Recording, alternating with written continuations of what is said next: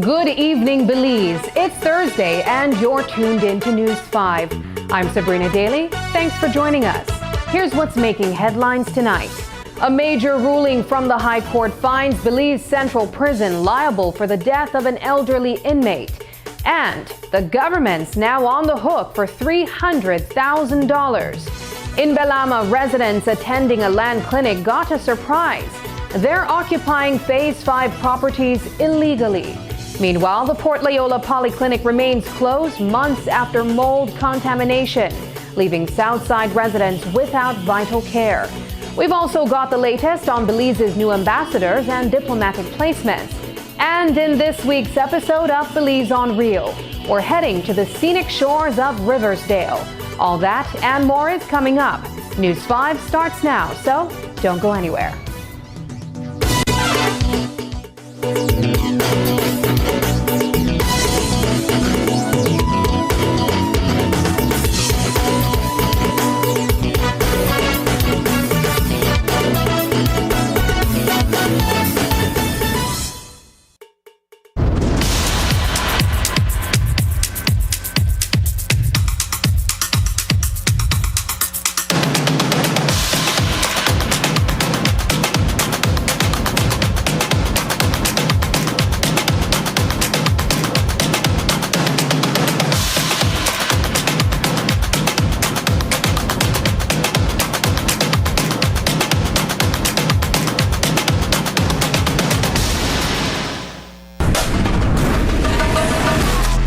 Easy, accessible, safe, yours. Digi Wallet. Easy, accessible, safe, yours.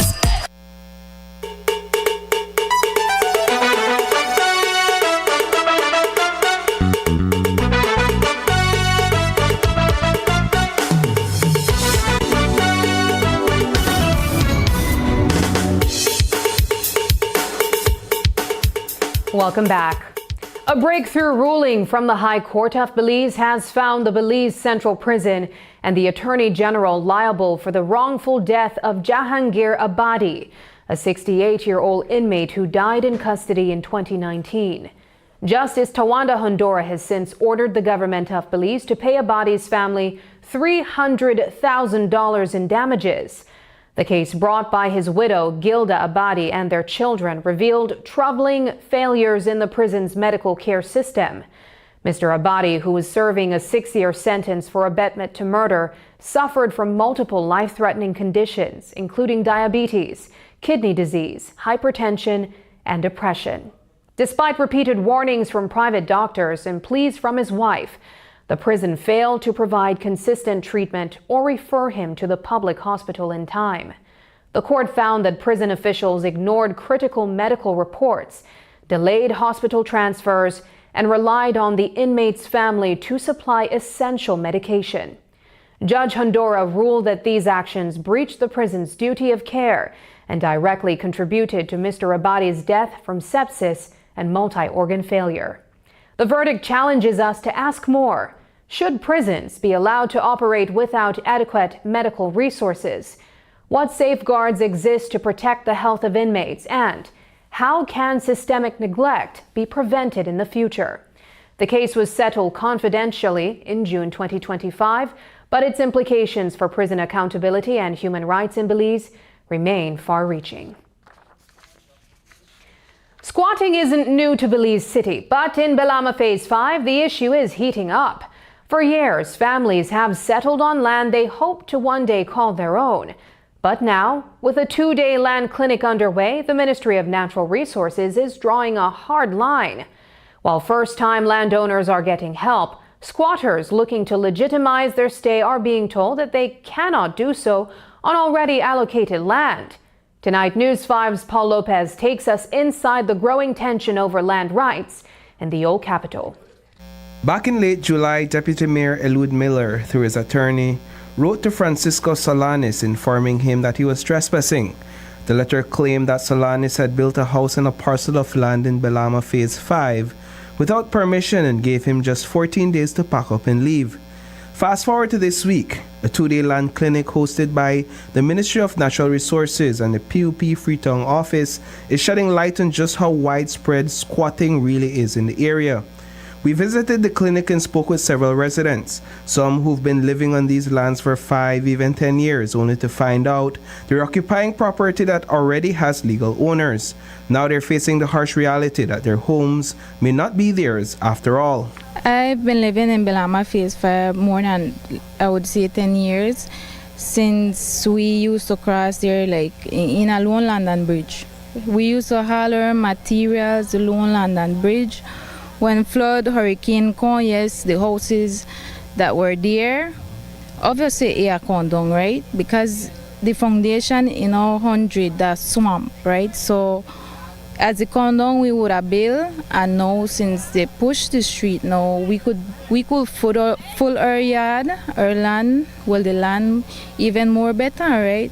So now it very unfair that so many people behind here, even I would say the Belizean as well, well, how to say, they invest a lot. So when I went in yesterday, and like actually I sneak in because I may take off my number. So I sneak in, and then when I went there, they said, "Miss, your lot is taken. Someone has already applied." I kind of got what she was saying that happened this year, and then I reapply from long time, and so how come they will tell me, oh, it's applied already? So Noreen said, okay, we need to wait till the minister come and he will see what he will do with us. Just before the pandemic around 2018, we started to build slowly because we can't build fast. It's my husband, me, and our 2 children. We are all Belizeans. One of the biggest challenges is when we went to ask for help, when there was a hurricane, and they've never given us any help. When it came, we lost everything we owned, and we had to figure it out ourselves. So when we went to go and apply for the land, why they're telling us that someone has already applied for it when the area is supposedly in process? Freetown Area Rep Francis Fonseca says he's been working with residents since 2003 to ensure fairness. But with improved infrastructure in Belama Phase 5, more people are showing up to claim lands that are already being allocated. Fonseca says the Ministry of Natural Resources is stepping in to sort things out. Though for squatters, the question now is, where will they go with their homes and families? They want me to move. Most of them they want to make them move, right? How we are move for our house, how we could do that, and where we go in that free savings will get put in the house, and people work hard to have what they have right now, right? And to make you just relocate, to make them just want to relocate you and this person, and him know how the property look. It's so hard to build something and now to move. Where would I move? So how do you process the thought that, well, this was national land and essentially what was done on your part and other parts was squatting? How do you process that criticism? well, I don't know, because people just went there and got land, and just as me, everybody else did the same thing. The law is pretty clear. If you're squatting on national land, you're breaking it. And if you're trespassing on private property, you could be removed at your own expense. But despite that, some squatters in Belama Phase 5 say they're not going anywhere. They're willing to pay for the land they've been living on and claim they've already tried applying through the Lands Department without success. Now with the land clinic on their way, they're hoping for a second chance, even as officials stand firm on the rules. Like I've seen a papers, like someone said they want me to relocate at 8 Miles or St. Matthews. How, and if they work the right there, so how they will do that? It's very hard. If I have to pay for the land, I will pay for it. But I'm not going to move from there. I am not moving from there. I am sorry. The individuals we spoke with were reportedly told that they must wait to meet their area representative to determine a way forward. In the meantime, the land clinic was set up to assist people with first-time applications and those who have titles but are facing issues. Many of them received the help they needed at the clinic. Reporting for News 5, I am Paul Lopez. If you live on Belize City's south side and rely on the Port Loyola Polyclinic, you've probably noticed that it's still closed. The reason is a mold contamination. And while the Ministry of Health says the shutdown was a precaution, the impact on the community is real. This clinic is a lifeline for many, and its closure has raised serious concerns about access to care and patient safety. So what's being done to fix the problem? Tanya Arceo takes a closer look.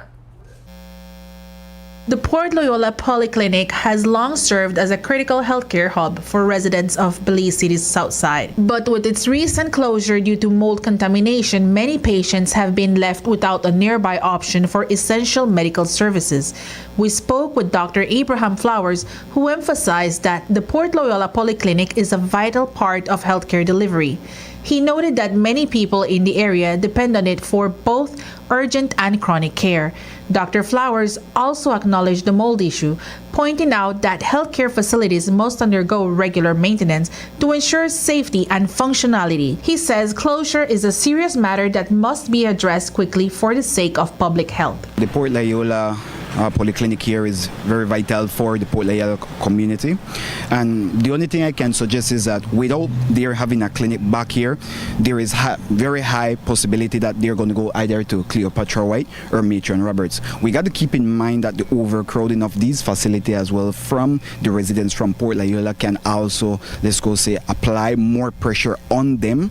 We can see currently that they are already overburdened with the patients, the influx of patients, and imagine that they are receiving patients now from Port Loyola. Matter of fact, I strongly advise that you don't even fix this. I strongly advise that they break this down and build a bigger one, because we got to understand we're dealing with a population that is expanding every year. The mold situation that led to the closure, do you think it points to deeper structural or maintenance issues in public health facilities? These facilities need to have health inspection.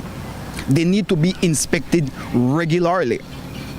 And from there they could have detected if there were any kind of concern. And we know that mold just doesn't appear like that. You need to have certain factors and conditions, right? There needs to be moisture, poor ventilation, and above all, lack of maintenance. Beyond the technical concerns, it's the residents who feel the impact most. We visited the Port Loyola area to speak with several persons who once relied on the clinic to find out how the closure has affected them and where they're now seeking care. How has the closure of the polyclinic affected you or your family members? Yes, well, it affects us real bad because everybody in this area, they don't used to the clinic, right?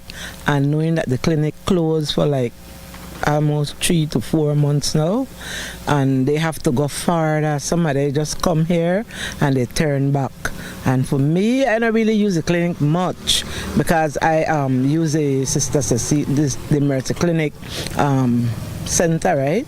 But I mean, for my kids and grandkids who come to the clinic every time, it's really bad because sometimes you don't have the time to go all the way out to Carl Hushner or Cleopatra White. I would say it affect me because getting at my age and have to walk far to go another clinic or find another clinic like I go to Mercy Clinic, no. But sometimes right there, just a little cold or whatever, I really miss the clinic. I do really miss the clinic. And I believe that they need to open it back. When I get all these sickness and so, I go there. But otherwise, just like that. And where do you go for medical assistance now? Well, where I go now, I don't go nowhere because I don't have no authority. See what I mean? So that's what I would say. Right now, I don't go nowhere. We also reached out to Dr. Melissa Diaz-Musa, Director of Public Health, who shared an update via message.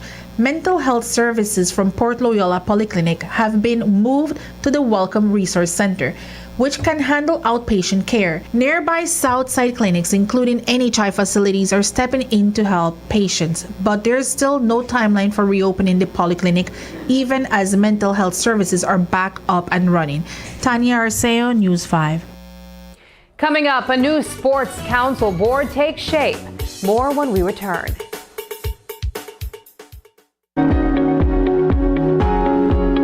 With the introduction of redesigned banknotes, does this affect the value of the Belize dollar?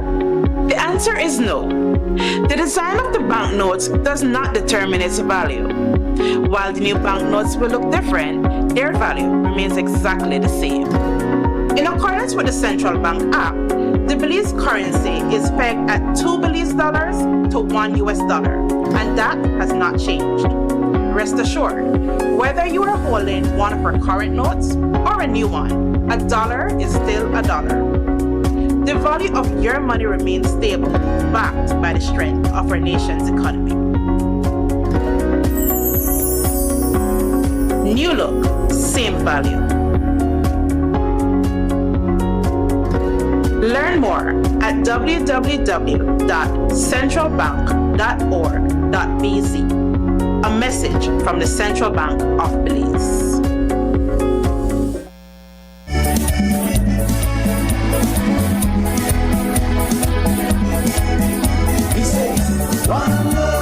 The Bliss Center for the Performing Arts presents Brother David and the Tribal Vibes live in concert. This is Brother David like you've never seen him before for one night only. Friday, August 15th at 7:30 p.m. Don't miss this rare performance from a true Belizean legend.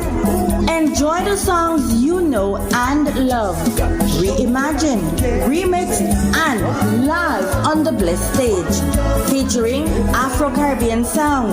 To Flurry, Denise Garifuna Dance Group.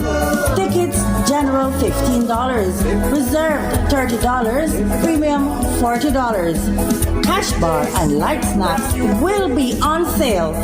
Call 227-2110 or visit the Bliss Box office today. Experience the legacy. Brother David, live.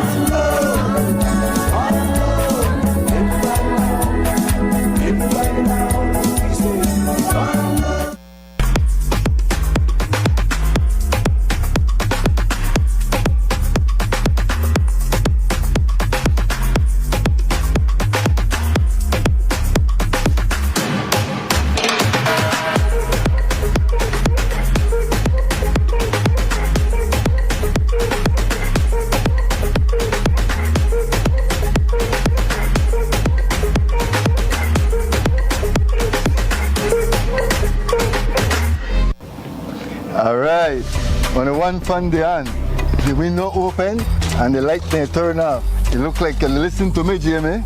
Not only that, I even get a new coffee mug where keep my coffee hot all day. I'm impressed. You don't look like you're so hard, yeah? Better than that, BL can't change my meter to one of their new smart meter, they call it the AMI. Oh, I hear about it on TV from BL ad, you know. Yes, man, it don't reach the man, they better to change it right now. Let's go check it out. Hey guys, I'm almost done here. So that when you reach my area, we're upgrading meters across Belize, house by house, business by business. Always look out for BL logo, uniforms, and IDs. BL will make you know when we're in the area. The EMI meter rollout is a part of BL strategy to modernize our energy services. You don't need to come in at my house, right? Come in at your house, boss, only if you got something good for you. BEL, bringing you a brighter tomorrow. Oh, yo, what's up, bro? Good, man. Just Western Union moms a little money using DigiWallet.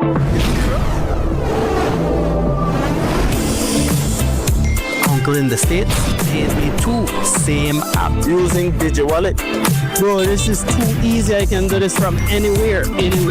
No lines, no hassle, just easy. All right, gotta run, bro. Take it easy.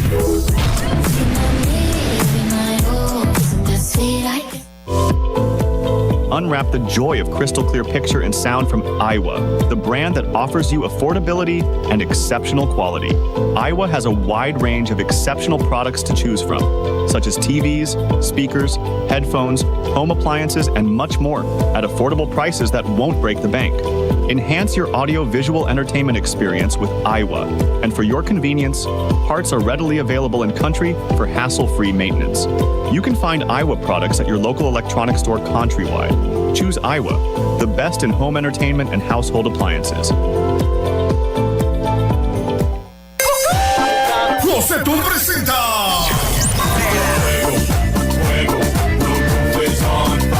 Los Cumbia Kings. Los Cumbia Kings en concierto.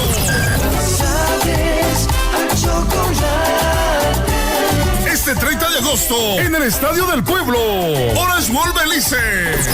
Los Cumbia Kings en vivo.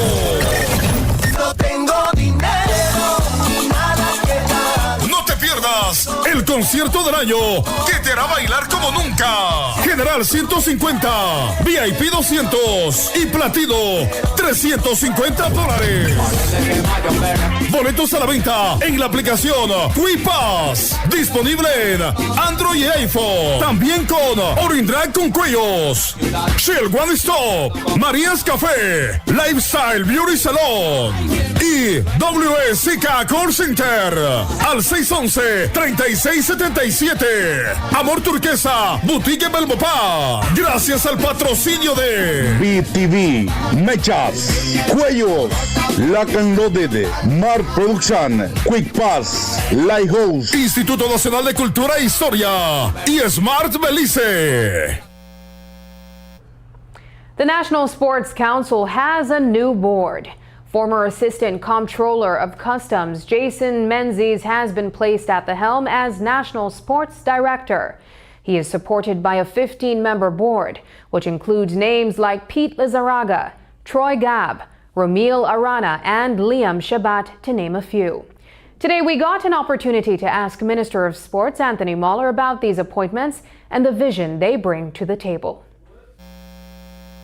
Well, leadership is always important in anything, no? If you have mediocre leadership, that's what you get throughout the organization. If you don't have really strong people to support. But I think that we're headed in the right direction. I think Mr. Menzies brings a wealth of experience in the public service and also a discipline, a level of discipline that we need in the organization.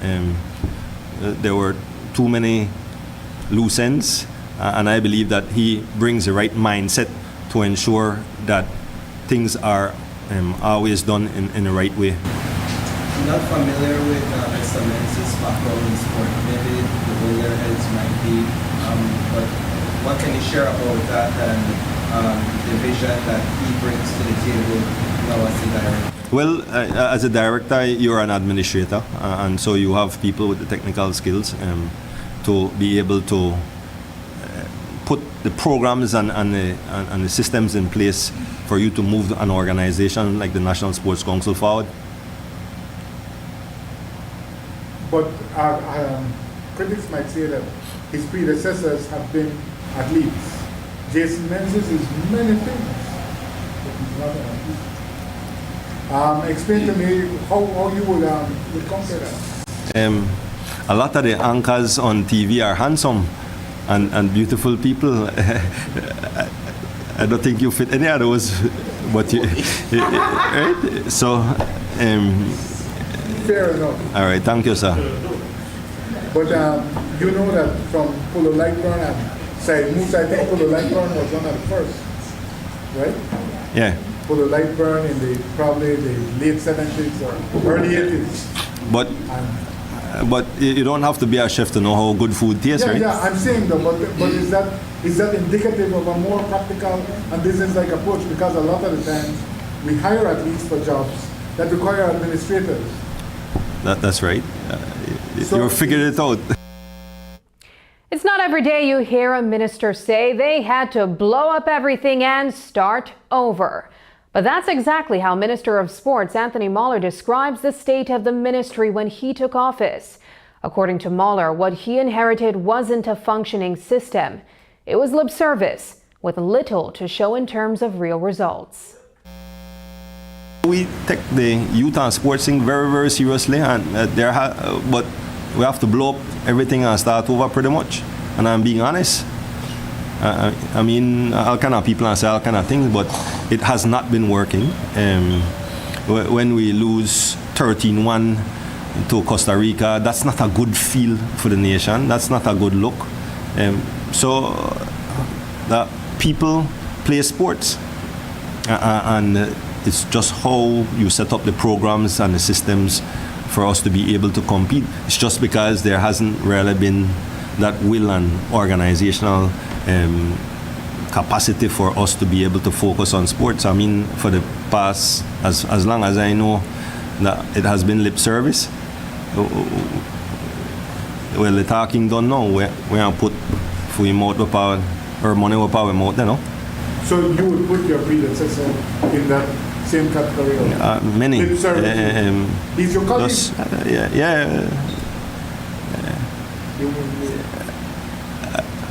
So what I say. It's a topic that's been whispered about for years. Phantom workers draining the budget at the National Sports Council. Well, Minister of Sports Anthony Moller is not sugarcoating the situation. He says when it comes to those who were hired but never showed up to work, the council had to clean house, and he makes no apologies for it. According to Moller, the NSC has become a dumping ground for political favors. But now it's time to earn your keep. Well, that will always be. I mean, that's the nature of the business. But if people get a job, they have to work. If people get a job, they have to show up to work. And so those who aren't showing up to work, we've part ways with. So you have told your colleagues this, that your favorite constituent that you sent to work here, they're not at work and I've sent them home. That's right. And please look at them. The master plan is still in the works, but Minister of Sport Anthony Moller and his junior minister have a vision to turn the Marion Jones Sporting Complex into a sporting hub. Today, Minister Moller cast a vision of a revamped complex that includes a softball field, tennis courts, rock climbing, and pickleball. He also shared an update on ongoing works at the MCC grounds. We're looking at it. We have some experts that have come in and looked at it, and they believe that a synthetic pitch would be better out here rather than a grass, natural grass. And then the natural grass will remain at MCC. So, time frame, price, source of funds? We're working on those things, and you will know when the time is right. You realize how deliberately vague. I know that you're a man who delivers, but in general, when politicians are deliberately vague, it means that nothing will happen. You want bet? Like I said, this is going to be a sporting hub. So we're even looking at another softball field out here to see how it can fit. We're looking at rock climbing. We're looking at pickleball or whatever it is. I just a few minutes ago, I told you I got out of a meeting in terms of looking at a master plan for MCC and Rogers Stadium. And we will do the field over as priority. We're going to break down the whole building that is there and put up some new facilities. But you know, these things take time and money. But are you able to speak about the price of the fences at the MCC? I think by the time we're finished, both of them would cost somewhere around $400,500,000, both of them. So and the demolition of all the bleachers and everything out there. After the break, armored catfish threatens Belize River. But first, here's the latest weather update from the Belize Met Service.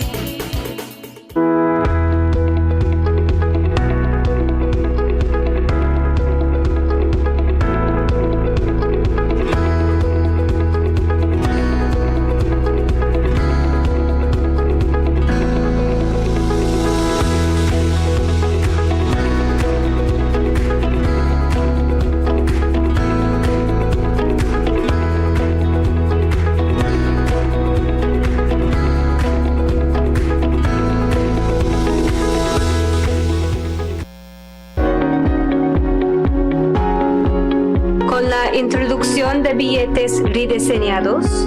¿Alterará este rediseño el valor del dólar beliceño? La respuesta es no. El diseño de los billetes no determina su valor. Aunque los nuevos billetes se verán diferentes, su valor sigue siendo exactamente el mismo. De acuerdo con la ley del Banco Central, la moneda de Belice está fijada a $2 beliceños por $1 estadounidense, y eso no ha cambiado. Tengan la seguridad de que ya sea que tengan uno de los billetes actuales o uno nuevo, $1 sigue siendo $1. El valor de su dinero permanece estable, respaldado por la fortaleza de la economía de nuestra nación. Nueva imagen, mismo valor. Para obtener más información, visite www.centralbank.org.bz. Un comunicado del Banco Central de Belice.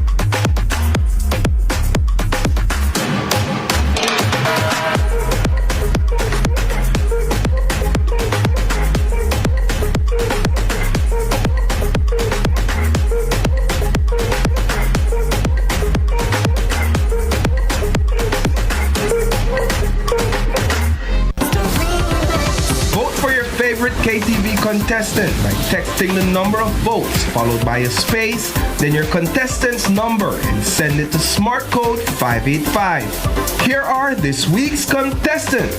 Come Jesus, come.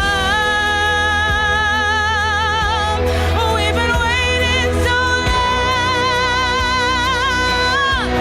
for the day you return to heal every hurt and right every wrong.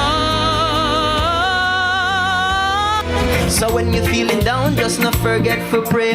When things seem bad, He will always make a way. His love is for real and it is here to stay. Keep you on His spots and never make you go astray. Me have to say, I can't live without you. I can't breathe without you. Oh God, I wouldn't be me without you now. And when you get there, there's a hand to hold. I believe when your days down here are through, yeah, there's a place out there for people like you. Hands and proclaim, my God, how great Thou art.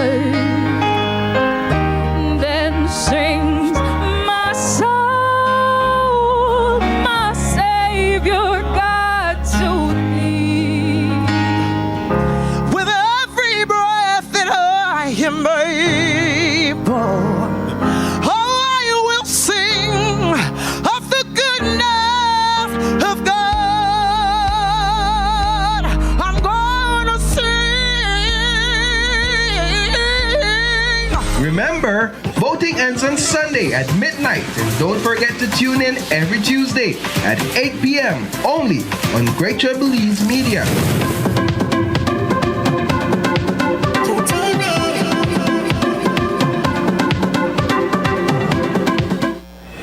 This is where blue innovation meets green ambition and orange creativity thrives. Join us for the Belize Investment Summit 2025, September 3rd to 5th at the Sunset Caribe in San Pedro. This is the future of regional integration, and it starts here. Whether you're returning home, expanding regionally, or entering new markets, Belize welcomes you. Why Belize? Why now? Belize Investment Summit 2025, Bridging Markets, Building Resilience. September 3rd to 5th, Sunset Caribe, San Pedro. Visit investmentsummit.bz to register and be part of shaping the investment frontier. We just take the coast out. Belize is on the move. The Coastal Road is now powered by Digi's ever-expanding 4G LTE Advanced Network.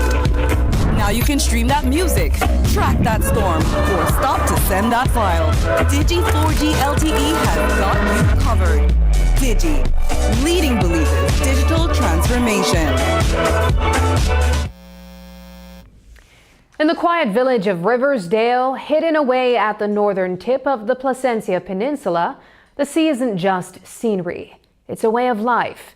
For the Martinez family and their close-knit crew, the Caribbean Sea is where they work, but it's also where they dream, dive, and thrive.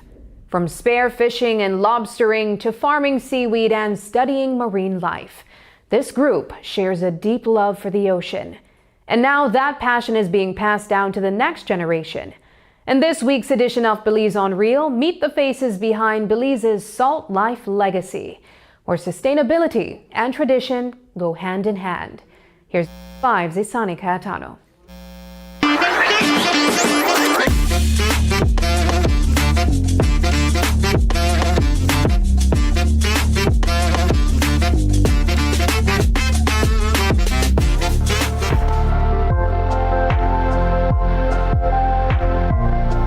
Tucked away at the northern end of the Placencia Peninsula is the quiet village of Riversdale.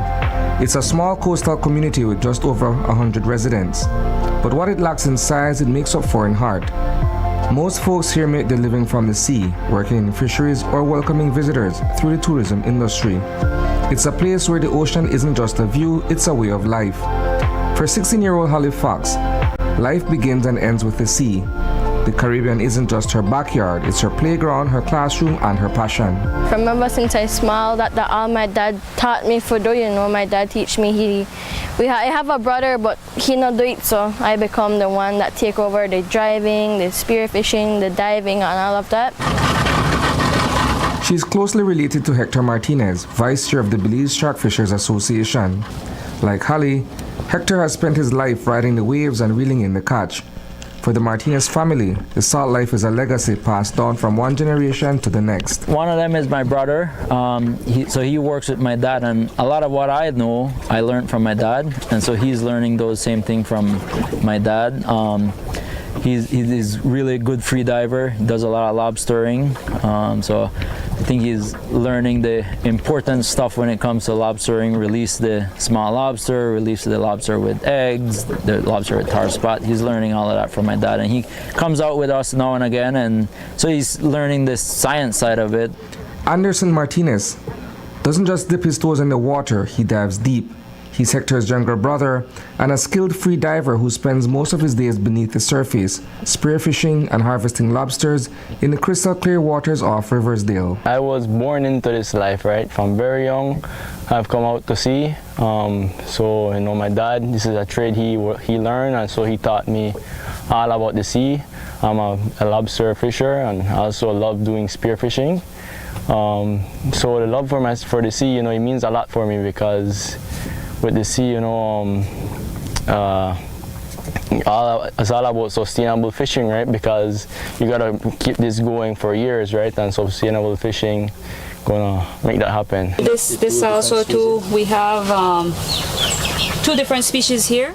Isela Martinez is their sibling. She's no stranger to the sea, but she's taken her love for the marine life in a fresh direction. She's a seaweed farmer working with one of the ocean's most powerful superfoods. And while most folks dry seaweed the old-fashioned way, out in the sun, Isela's trying something new. She's experimenting with greenhouse drying to see if it can boost her harvest and maybe even her profits. The main purpose for this greenhouse is because, I mean, you know, we have a lot of rain, but then apart from that, it's just we're providing the country and also internationally, we're providing a more high quality seaweed because as you can see, the cover, whatever bird or anything, leaves, anything that could contaminate it, it won't be contaminating due to the structure that we have here. And then there's Fernando Castaneda, better known as Nando. He's part of the Martinez clan, and like the rest of the family, the sea runs in his veins. Nando's a seasoned fisherman who knows the waters off Riversdale like the back of his hand. If it swims, he's probably caught it. Ever since I got memory, yes, I know we live at Riversdale, but they had a time that we live about 1 year in a key named Cipro Key. And there I was like 8, 9 years old, and I would be diving with my dad all those time, and then back to Riversdale, and been here all 23 years that I have, I've been here, and every single day I head out, dive lobster or fish, coming back to Riversdale. That's basically what I do. For the Martinez family, life revolves around the sea, and now Jessica Quinlan has joined that tradition. Together they study the marine life just off the coast of Riversdale, harvesting everything from seaweed to seafood. But it isn't about making a living, it's more about doing it responsibly.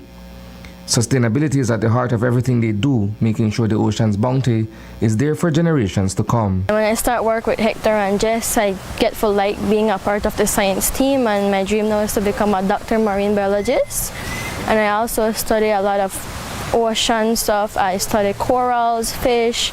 I just finished my advanced scuba, and I just keep on it. You know, I like it, love the ocean. You know, without the ocean, I don't know why, because you know I love the ocean so much, and just my dream for keep on working with the ocean and stuff like that. Reporting for News 5, I am Isana Cayetano. Belize's river systems are at risk. For decades, they have been facing threats from pollution, increased flooding due to climate change, and deforestation. These issues can negatively impact water quality, aquatic ecosystems, and the communities that rely on the rivers for livelihoods and resources. But there's another threat that requires immediate public attention: an invasive fish species called the armored catfish that has been causing severe damage to the very waters it has decided to reside in. News 5's Brittany Gordon has more details on the pesky aquatic animals and the damage they are inflicting. Here's a story. This fish is dangerous. It's an invasive species that have been wreaking havoc on Belizean waters for over a decade. It's known by many names. While some know it as the armored catfish, others know it as plecos, or even the devilfish. They're a unique species, scientifically known as Loricoraidae. They're easily identified by their solid exterior and sharp fins. While they may make for an interesting catch, they're not very popular for eating.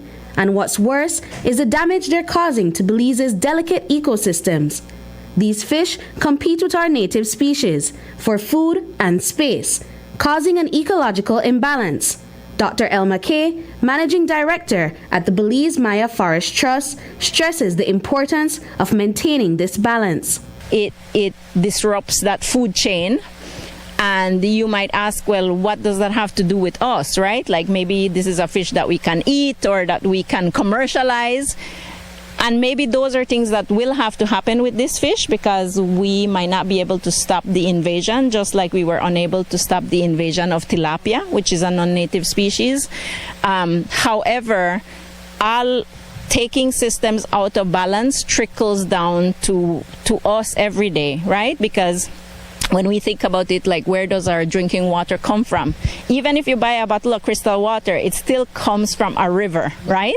And that means that the more intact our river systems are, the more in balance and healthy they are. The fish have been appearing all over Belize for about 12 years. However, the recent frequency of reported sightings is a major cause for concern with local conservationists. Jen McKnight, a researcher at the Savannah Field Station, explains that armored catfish frequently burrow into the banks of rivers and creeks, leading to erosion and severe bank instability. Several trees have fallen into the water as a result, which can compromise the cleanness of the water. We see a lot of these fish, especially as we go farther upstream in the banks. They create a lot of holes where they like to hang out and nest in, and it really destabilizes the bank. It silts up the water a lot, so the water becomes a lot more turbid. They're also feeding on a lot of algae, so a lot of native species that are relying on that source of algae for food are getting outcompeted by these fish as well. So the numbers of them are just pretty crazy out there. We see lots of them piled on top of logs and other structures under the water. Armored catfish are bottom feeders, with algae making up most of their diets. Dr. Kay tells us that in Florida, United States, where the fish are also an invasive species, they have been harassing native animals like manatees, often leading to their deaths. In Florida, where this fish is an invasive, is, for example, they have been known in Florida to harass manatees. So if they get far down the system, close to, our manatees come into the areas, that are close to the coast and into the river systems, that sometimes if you've seen a manatee, you see that it has algae on its back. If they start harassing manatees, then manatees spend a lot of time sort of trying to avoid them rather than feeding, which is what the manatees have to do to remain healthy. The fish are resilient creatures. Their tough exterior prevents them from attracting many predators. They can survive for several hours outside of the water and in various conditions. In the heart of the Belize Maya Forest Reserve, we caught a few of them and observed that even when spared, the fish do not immediately die. Head Ranger Marco Diaz says that the fish in the area have also recently adapted their behavior to avoid human interaction. At this specific stream here, the rangers have reported that the armored catfish, they could always see them here in large numbers, but now their behavior has changed. So when they come here to this stream here, they tend to just go away when they feel they sense the human presence or they see it, right? So they tend to just go away. Research is still ongoing to determine the exact cause of their migration into Belize's waters. In Florida, aquarium trade was a major factor in the species invasion, as many people would release them or they would escape from fish farms and holding facilities. The Belize Maya Forest Trust advises all Belizeans to not transport or introduce them into other rivers, creeks, or water bodies. So we know that it came to us from Mexico on this side. How it has spread to the rest of Belize? Well, in low-lying areas when there's flood, these fish are actually capable of surviving, outside of the water for a few hours, which makes them even more hardy. And so, a little flooding and they move into another system, and that's how they keep moving. What we should not do is on purpose try to move them to other systems, especially systems where we know that they are not yet there.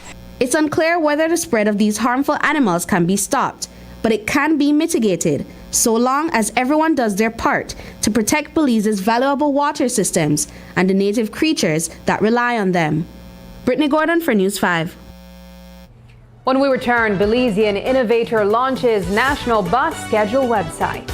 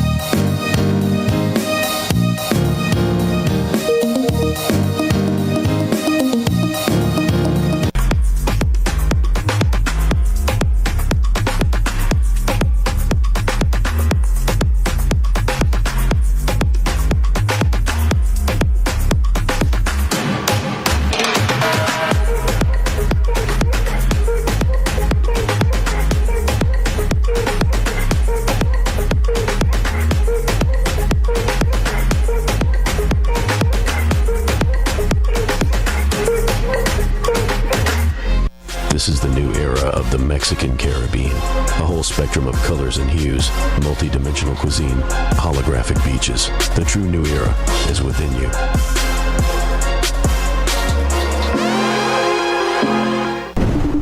Oh, yo, what's up, bro? Good, man. Just Western Union moms a little money using DigiWallet.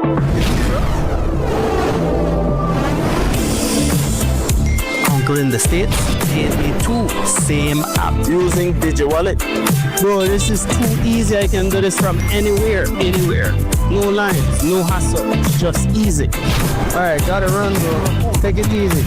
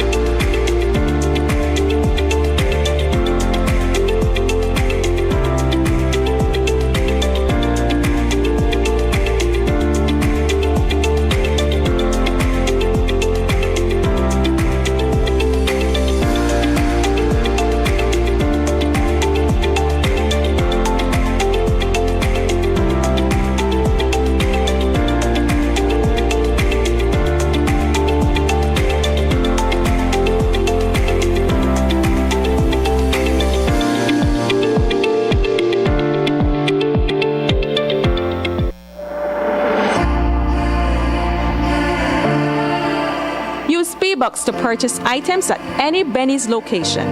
Spend B-Bucks on items in-store after you have earned them. You can gift or transfer B-Bucks to another B-Bucks member or registered charity. To learn more, visit our website at www.bbucks.bz. Remember, loyalty is always rewarding with B-Bucks. Brought to you by Benny's. Quality and savings.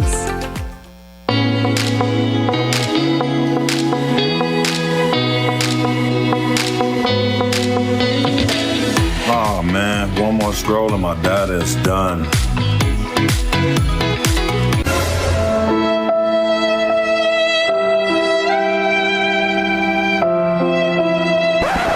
Wait, who said anything about running out?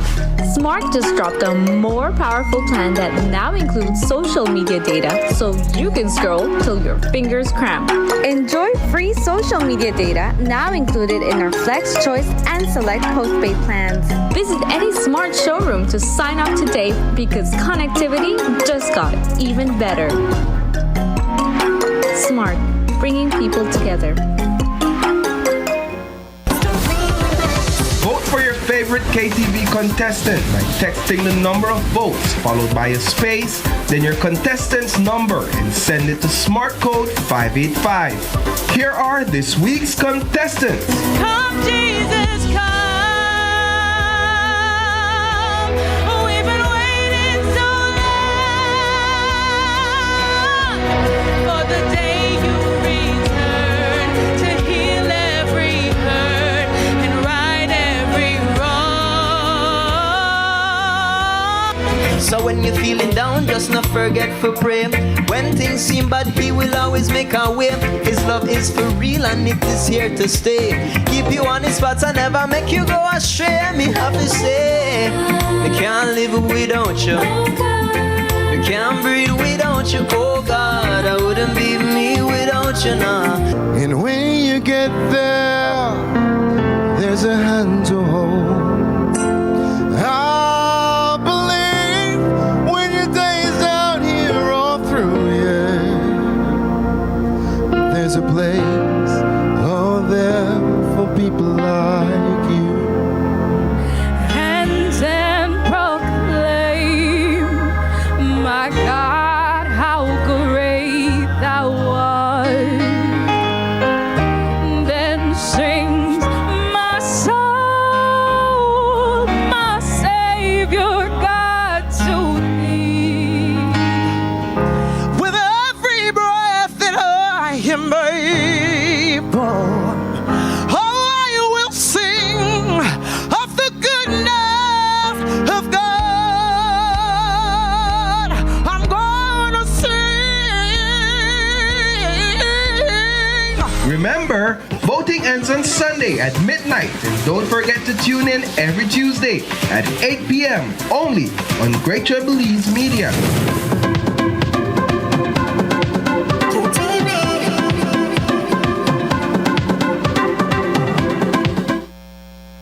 Planning a cross-country trip in Belize by bus has often meant relying on word of mouth, outdated paper schedules, or long waits at the terminal.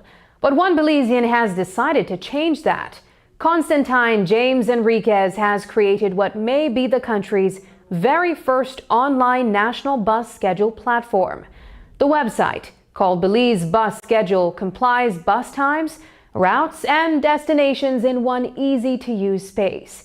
The platform is already gaining attention from both locals and travelers looking for more reliable way to navigate the country. Essentially, the project started from a decision that I had made to try to rebuild what I thought was the Ministry of Transport's website.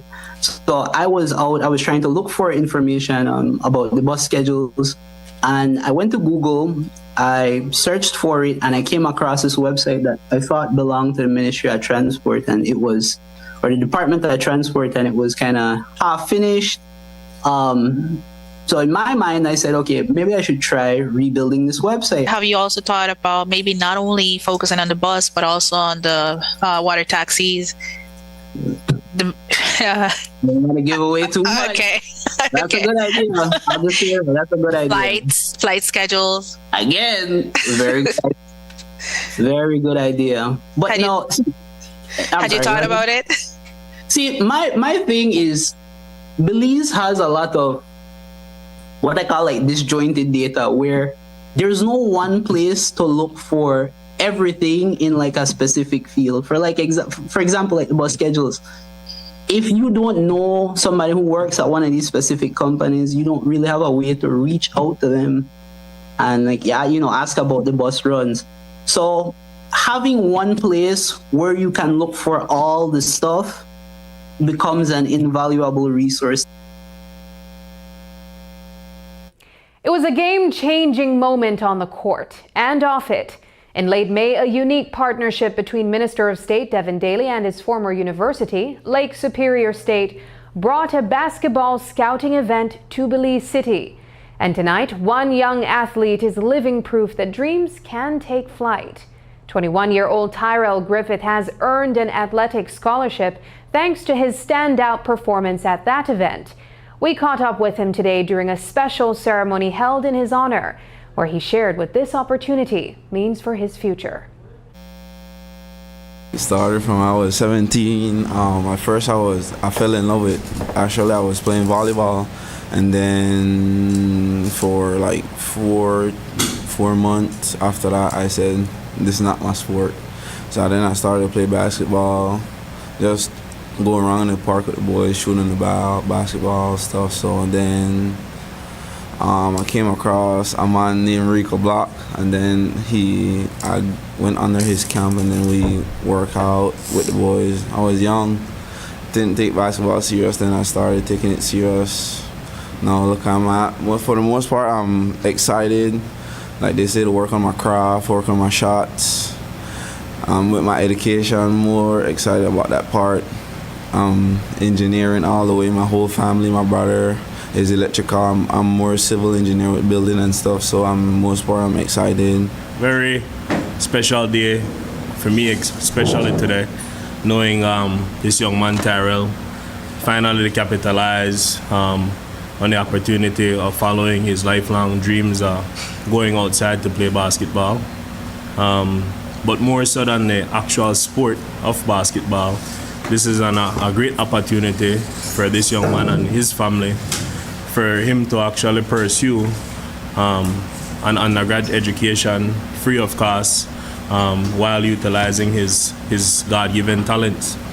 This is a nostalgic moment for me as I attended this university.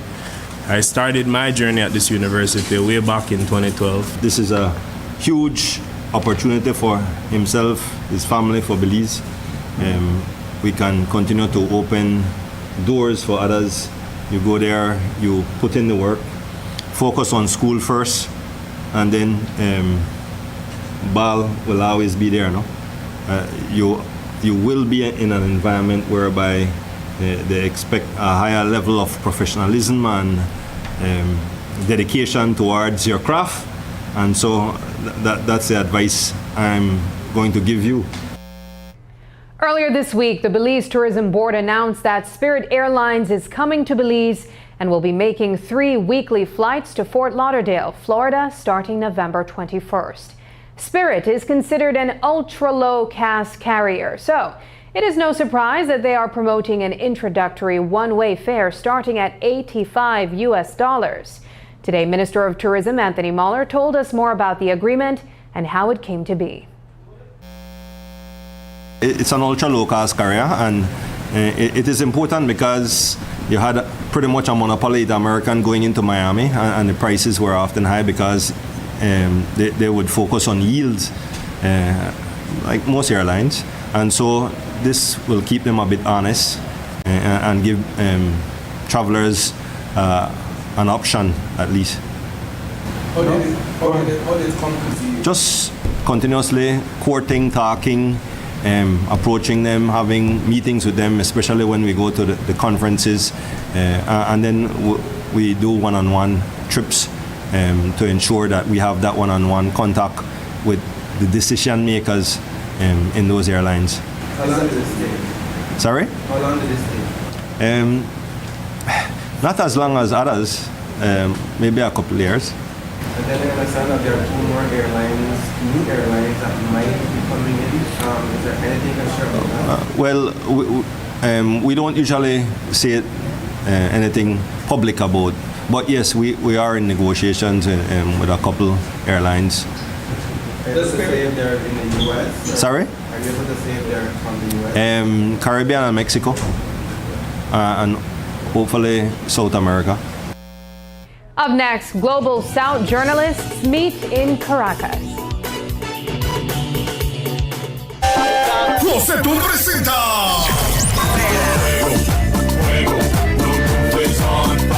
Los Cumbia Kings.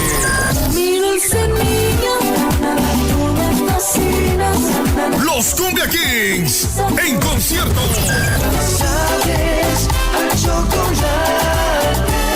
Este 30 de agosto en el Estadio del Pueblo, Orange World Belice.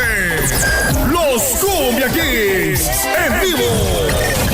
No tengo dinero, nada que dar. No te pierdas el concierto del año que te hará bailar como nunca. General 150, VIP 200 y Platino $350. Boletos a la venta en la aplicación WePass, disponible en Android y iPhone. También con Orindrag con cuellos, Shell One Stop, María's Café, Lifestyle Beauty Salon y WSK Call Center al 611-3677. Amor Turquesa, Boutique Belmopá.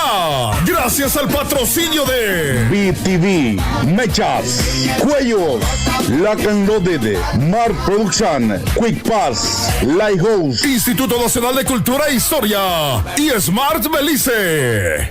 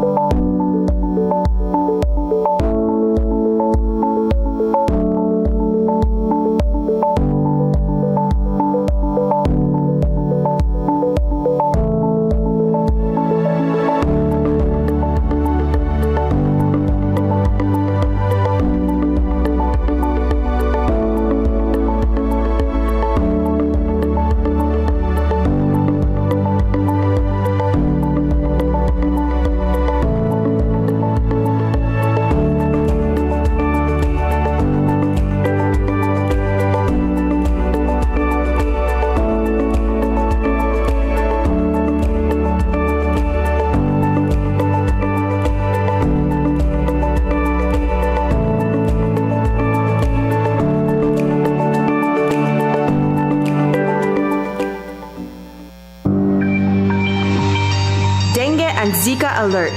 Do your part by preventing mosquito breeding. The Ministry of Health reminds the public that as we enter the rainy season, be aware of the dangers of dengue, chikungunya, and Zika. These are infectious diseases that are transmitted by the bite of Aedes aegypti and Aedes albopictus mosquitoes.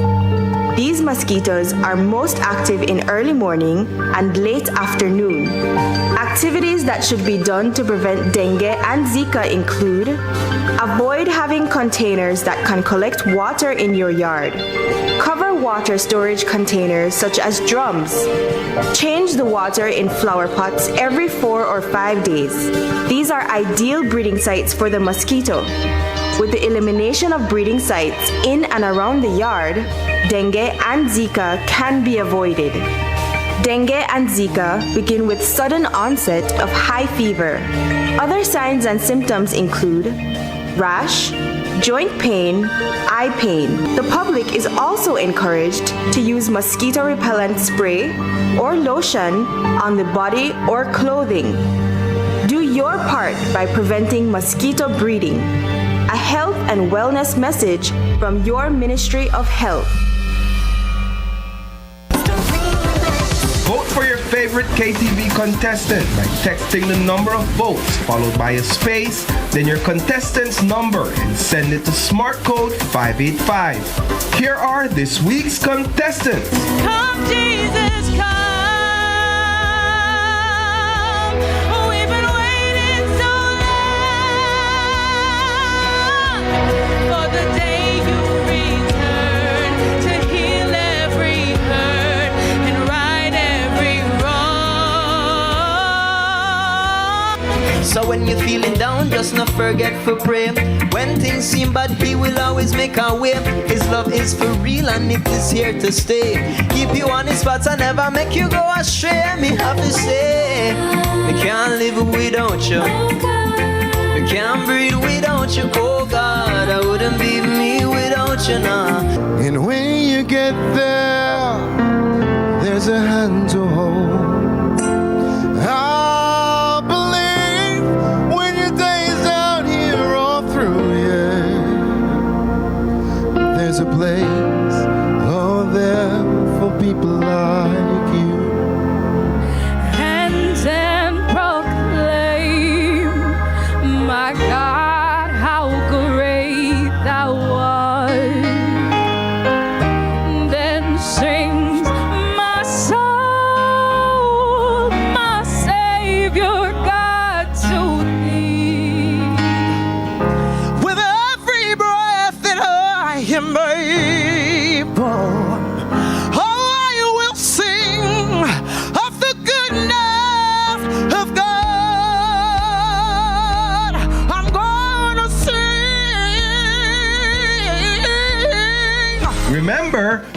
ends on Sunday at midnight. And don't forget to tune in every Tuesday at 8 p.m. only on Great Jubilees Media.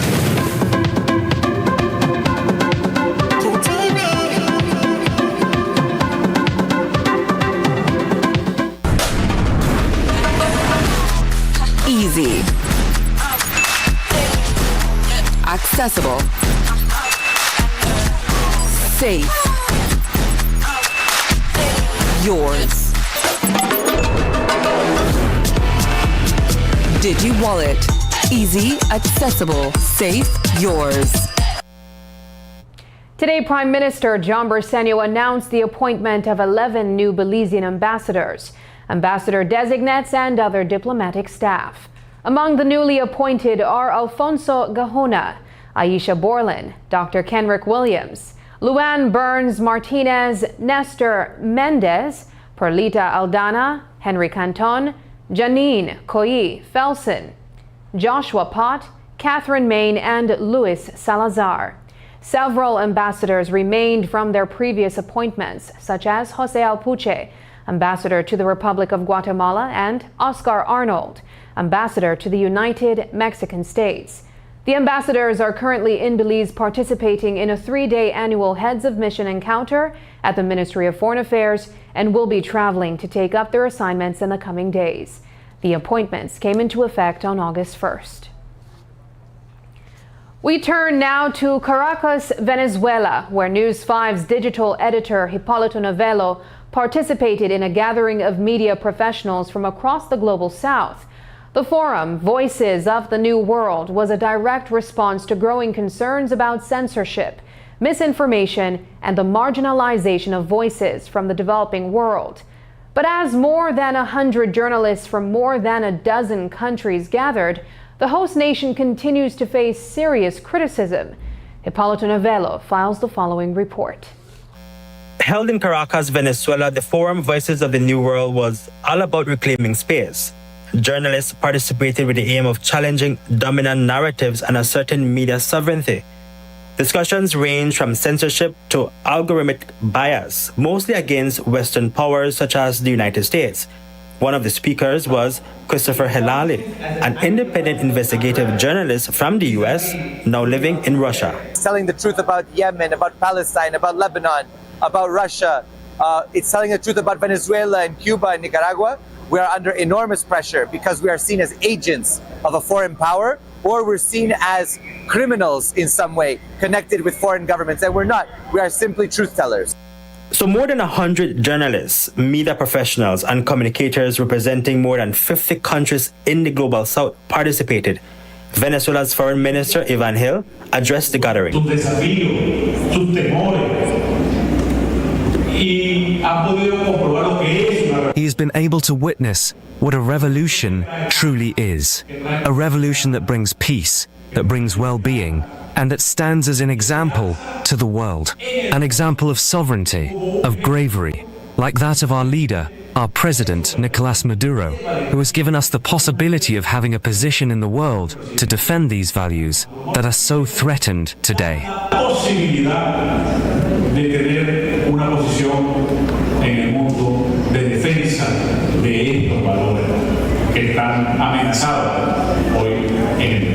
From honoring Palestinian reporters killed in conflict zones to calling for a decolonized media agenda in Africa and the Caribbean, the forum called for a greater pushback at the hegemonic powers.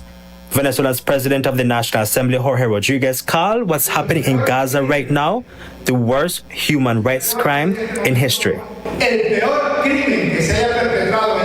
The worst crime committed against humanity in the 21st century is the extermination and genocide in Gaza. The way the immensely powerful media imperialism refers to the genocide in Gaza is telling. It calls war what is actually murder.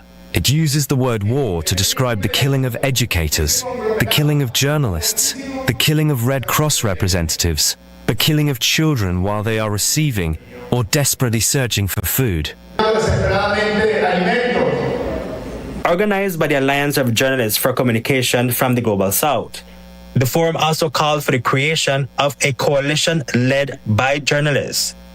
This is very important and square for all the free thinker of the world and the journalists who not depend of the big companies, the big media, because here we have the opportunity to stretch or the links between us, like a journalist, like a people, influencer, all people who have something to say to the rest of the world about the real information, the truth of our people. So it's important. It's a very important moment. But outside these halls, press freedom in Venezuela is classified by Reporters Without Borders as in a very difficult situation. The country ranks 160 out of 180 in the 2025 World Press Freedom Index. According to the report, between July and August 2024, during the presidential elections, Reporters Without Borders and partner groups documented over 200 violations of press freedom, including 8 journalists imprisoned, 29 websites blocked, and multiple expulsions of foreign reporters. But Hilali says the people in Venezuela are in control. Listen, we would say that this forum is being held in Venezuela because in Venezuela the people have power. In Venezuela the people have control. In Venezuela the people are in command. Just like in Cuba, just like in Nicaragua, just like in many other countries around the world. And so, of course, especially for Latin America, especially for this hemisphere that the U.S. considers its own through the Monroe Doctrine, we know that in this case, it is the people who are in charge, and that's the biggest threat. And while certainly many of you will not agree with Hilali's statement, the forum was about media solidarity among countries in the global south. And the forum did not unfold without scrutiny and skepticism. Reporting from Caracas, Venezuela, Hipólito Novello, News 5. At the forum's close, organizers read a founding document calling for deeper collaboration and a joint production across regions of the global south. He's a well-known name in Belize's music scene, hailed for inventing the Afro-Caribe genre, Congo music. David Obi, better known as Brother David, and his tribal vibes are back and they're ready to get back on stage and bring on the beats. The Institute of Creative Arts is inviting the public to join them at the Bliss on August 15th for a live concert to celebrate Brother David's extensive music career. News 5's Brittany Gordon has more details on the upcoming show. After 6 decades of making music and shaping Belize's cultural soundscape, Brother David is ready to take center stage once again. The iconic musician, known for creating the vibrant genre of Congo music, is gearing up for a special performance at the Bliss Center for Performing Arts. He's played countless shows over the years, but this one, he says, is different, is personal, it's the one that truly captures the heart of his musical journey. The inspiration really come true from Niche, right? That this is a good time, and when the minister mentioned it to me, I said, perfect. Because when the time come, you know it. And as I hear it, I say, yes, this seems like the very, very good time for share the music with the people. We have the musicians available, we have a nice place for share the music. He first introduced Belize to Congo music in the early 80s with his single, No Fear. It's a blend of several genres, inspired by the brought-down music he grew up hearing in Dangriga, with rock, calypso, and funk elements. We have the drum to start with. We have the set drum, we have the percussion, because African beat always start with the drum. And of course we have my guitar, my unique guitar, which consists of a lot of range, because my personal life as a guitarist has been a lot of music. Right, so you can hear rock in the music, or hear blues in the music, or hear soul in the music. Brother David was the first Belizean to be signed under a Hollywood contract and has been praised for his contributions to the arts. But he's not in the industry for the recognition. What drives him to keep creating is his passion and love for the arts. If you're a musician and you love it, right, and it's a part of you, and who just choose no man curse. So I don't realize that I'm a musician. I get rewarded as a musician. I love doing it. This is the way I do every day. I almost have no choice. Until when he said, Brother David, you don't do your part, then I'll stop. But to have one of our latest release say, we no one stop, right? You know, so until just say a time if you stop, then we can continue doing music. Although times have changed since he first started making music, Brother David believes that his music still connects with listeners and will continue to do so for years to come. It's more relevant today because the message from then was positive, know thyself. And now today people they pay more attention to knowing themselves, so even more relevant. That's why the time for do the music is so perfect. Brittany Gordon for News 5. And that's the news. Tonight's broadcast is available at greaterbelize.com, on our Facebook and on YouTube. I'm Sabrina Daly. Remember to stay tuned as Noticiero Cinco Semanal is up next. Thanks for joining us, and from all of us here at News 5, good night.